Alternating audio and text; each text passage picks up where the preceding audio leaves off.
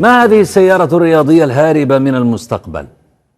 كتلة انسيابية متقنة، مركز جاذبية منخفض، تبدو سريعة جدا، وليست ماكلارين ولا هي بوغاتي ولا فيراري، إنها هيلمت ميد إن أفغانستان.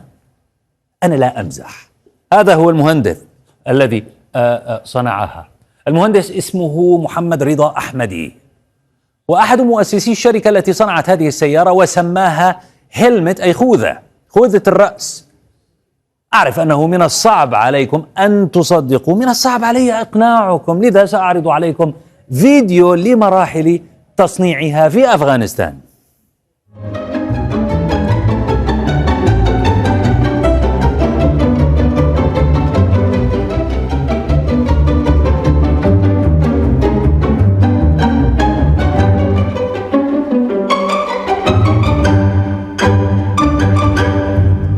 هيلمت استغرق صنعها 5 سنوات، ولم ينتج منها سوى قطعة واحدة، هذه هي. أنفق عليها طاقم العمل أكثر من 50,000 دولار أمريكي، وعليها محرك تويوتا كورولا معروف، أشهر المحركات. لكن هذا المحرك الذي سيركب عليها سيكون هجينا من 3 محركات، يعني هايبريد، ويأملون أنه سيستهلك لتر بنزين واحد في كل 100 كيلومتر. أنا لا أصدق هذا الكلام، قليل جدا. لتر بنزين، الكهربائية تصرف أكثر من لتر بنزين. من قال منكم إنها مجرد هيكل لا يعمل؟ أنت؟ الحكومة الأفغانية أعلنت أنها جاهزة، وهذا هو السائق يخمس بها.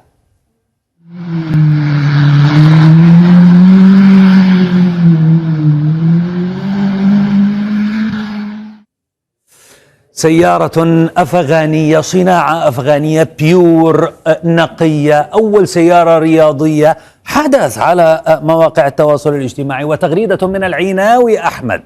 طالبان صار لهم في الحكم أقل من 2 وصنعوا أول سيارة رياضية. لا عندهم لا نفط ولا غاز ولا إمكانيات مالية، لكن عندهم إرادة صلبة جدا. روح الله عمر الأفغاني يقول لك، يقولون السيارة ما بسيارة أصلية، هي مركبة. لك يا غالي، كلها مصنوعة في أفغانستان إلا المحرك. قال المحرك. سمعت أنه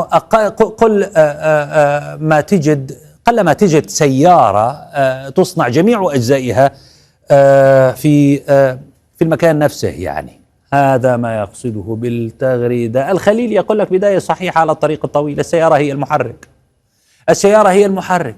فما لم يصنع بأيدي أفغانية 100% لا يمكن نسبة السيارة إلى بلدك.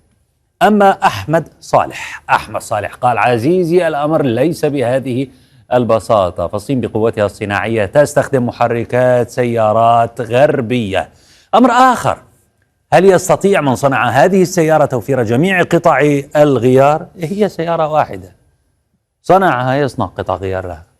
أحمد النقابي: هذا شبه معجزة، لأن دول كبيرة وعندها إمكانيات ضخمة لم تستطع إنتاج سيارة. طاقم العمل يقول إنه متحمس لعرضها في معرض قطر جنيف في أكتوبر المقبل. أما بالنسبة للسعر فلن يتجاوز 40,000 دولار، لأن رضائي الذي صنعها قال إنه سئم من غلاء أسعار السيارة.